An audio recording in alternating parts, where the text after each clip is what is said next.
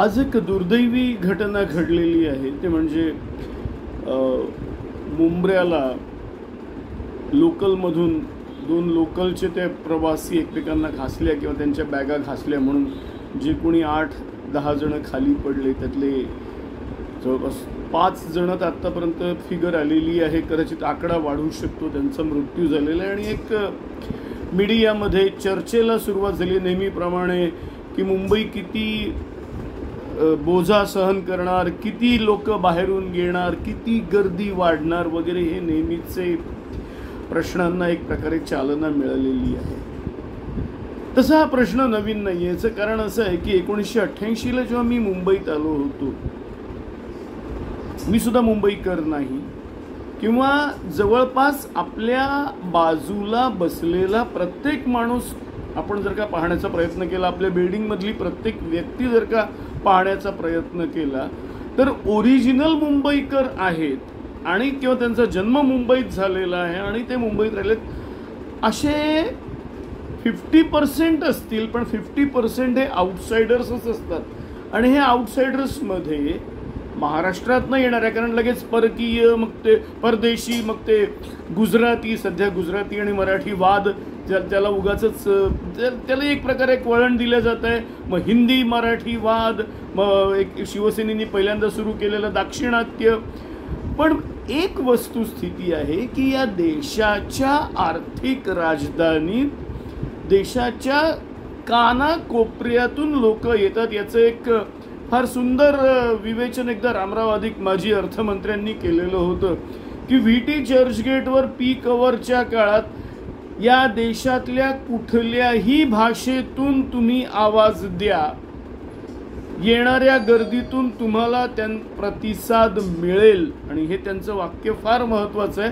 याचा अर्थ महाराष्ट्रात येणारे लोक हे देशातल्या कानाकोपऱ्यातून येतात आणि आपल्या देशात तर काही तसं नाही आहे, त्याच्यामुळे आपण सगळे कुठेही जाऊ शकतो. त्यामुळे या वादात या नेहमीच्या एका प्रश्नावर बोलण्यापेक्षा मुंबई आणि मुंबईचे एक्सटेंडेड सबब म्हणजे ठाणे एक प्रकारे आपण एक्सटेंडेड सबब मानलं पाहिजे. किंवा ठाणे मी जसा राहतोय नवी मुंबईत, मीरा रोड, भाईंदर, अगदी कर्जत कसारापर्यंत, पनवेलपर्यंत इन्फ्रास्ट्रक्चर आपण तितपत प्रोव्हाइड केलेलं आहे. याला फार महत्त्व आहे. होत आहे काय, सध्या 13 मेट्रोज आपण एकदम अनाऊन्स केलेले आहेत. त्याचप्रमाणे ठिकठिकाणी ओव्हर ब्रिजेस, त्याच्यानंतर अंडर ब्रिजेस, बायपास, हे ते कन्स्ट्रक्शन सुरू आहे. पावसाच्या काळात पाण्याला जायला जागा नाही, तो एक प्रश्न राहतो. आणि आता ही गर्दी शेवटी डिव्हाइड होणार कुठे?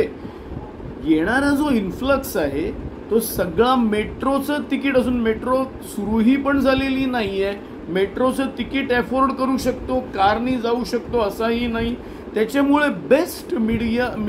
बेस्ट ट्रान्सपोर्ट मीडिया जर का कोणतं असेल तर ते शेवटी लोकलच राहतं.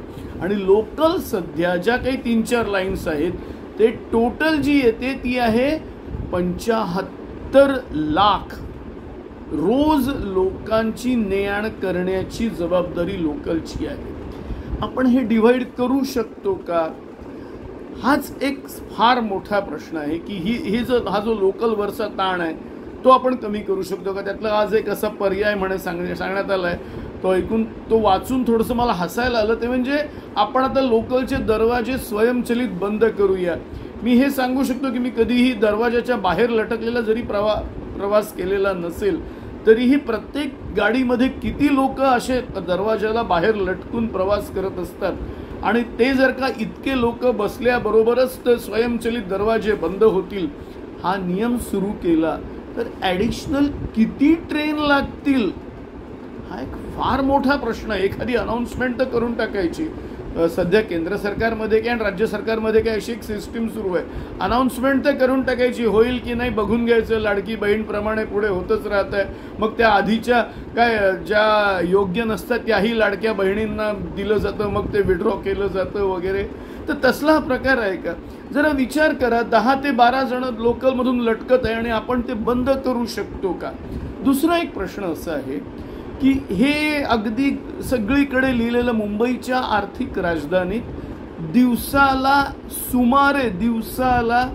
भारताच्या कानाकोपऱ्यातून सुमारे 1000 लोक नशीब काढायला येतात. ते बॉलिवूड असेल, ते स्टॉक एक्सचेंज असेल, ते क्रिकेट करता आलेले असतील, ते चक्क पोटार्थी आलेले असतील, अक्षरशः भीक मागायला आलेले, मध्यमवर्गीय, नोकरी लागलेले, सर्व प्रकारचे लोक. सध्याचा रेशो सांगताय 1000 लोक पर डे. आपण हे कसं अफोर्ड करू शकतो? आणि एवढ्या लोकांना इन्फ्रास्ट्रक्चर आपण पुरवतो का? मग त्याच्याकरता त्यातला एक पर्याय निर्माण झाला की घरी राहून होम ऑफिस करून आपण काम करू शकतो का? ऑफिसच्या वेळा बदलू शकतो का? यातला आपण कुठला इम्प्लिमेंट केलेला आहे? मला असं वाटतं हे सगळं करण्यापेक्षा उगाचच कुठेतरी धार्मिक, एखाद वेळेस प्रादेशिक, कधी जातीयवाद काढायचा आणि आपण सत्तेवर यायचं, असा एक प्रकार दिसतोय. जो काही मी जवळपास 37-38 वर्ष मुंबईत आहे, अगदी जवळून आता सर्व प्रश्नांना मी जे काही जवळून पाहिलेलं आहे तो हाच प्रश्न आहे की मुळात तुम्ही मुंबईत कितीही इन्फ्रास्ट्रक्चर केलं तरी ते कमी पडणार आहे. याचं कारण रोज 1000 लोक दिवसाला या मुंबईत, ते अगदी धारावीच्या झोपडपट्टीपासून तर पाली हिल, मलबार हिल पर्यंत राहणारे लोक विविध प्रकारचे. आणि यात जास्त भरणा हा माझ्या दृष्टीने मध्यमवर्गीयांचा आहे. एक्सटेंडेड सबब्समध्ये, बोरिवलीच्या पलीकडे, मीरा रोड, दहिसरला राहतात अशा लोकांचं जरा जास्त भरणा आहे. जे मध्यमवर्गीय आहेत, जे कनिष्ठ मध्यमवर्गीय आहेत, मुळात यांच्याकरता जे मेले तेही पण तशाच, तेही पण कोण असेल आपल्याला पाहिलं पाहिजे. पण मुळात यांच्याकरता आपल्याला काहीतरी केलं पाहिजे. आणि दुर्दैवाने असं दिसतंय की मुळात या मध्यमवर्गीय आणि कनिष्ठ वर्गाच्या प्रश्नांच्या करता काही, त्यांच्या इन्फ्रास्ट्रक्चर करता काही होत नाही. आणि दुसरं एक माझं नेहमीचं वाक्य आहे की मुंबई आणि देशाची लोकसंख्या पाहता तुम्ही कितीही वाढवलं तरी सुद्धा मुंबईला कमी पडेल. त्याच्यामुळे मुंबईच्या प्लॅनिंगमध्ये रोज 1000चं होणारं ॲडिशन लक्षात घेऊन, आणि अशा वेळेला ओव्हरब्रिजेस महत्त्वाचे असतील की मास ट्रान्सपोर्ट लोकल सारखी की मेट्रो सारखी महत्त्वाची असेल, हा विचार करून केलं पाहिजे असं मला वाटतं. आपण आपल्या कॉमेंट्स द्या. तुर्तास इतकेच. धन्यवाद.